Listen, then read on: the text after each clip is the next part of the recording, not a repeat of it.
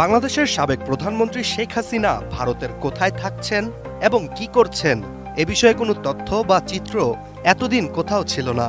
ভারতীয় সংবাদ মাধ্যম দ্য প্রিন্টের তথ্য অনুযায়ী দিল্লিতেই অবস্থান করছেন শেখ হাসিনা। তাকে দিল্লির লোধি গার্ডেনের লুটেন্স বাংলো জোনে সুরক্ষিত একটি বাড়িতে থাকতে দিয়েছে ভারত সরকার। তবুও শেখ হাসিনার অবস্থান নিয়ে জল্পনা কল্পনার কোনো শেষ নেই। এদিকে হঠাৎই সামাজিক যোগাযোগ মাধ্যমে একটি ভিডিও ভাইরাল হয়েছে, যেখানে ভিডিওটিতে লেখা ছিল ভারতে প্রথমবার প্রকাশ্যে বঙ্গবন্ধু কন্যা জননেত্রী শেখ হাসিনা।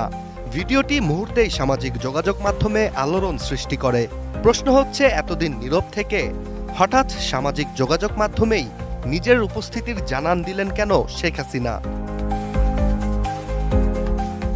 ভাইরাল এই ঘটনার সত্যতা যাচাই করতে ভিডিওটি গভীরভাবে পর্যালোচনা করা হয়। এরপরই বেরিয়ে আসে চাঞ্চল্যকর তথ্য। ভাইরাল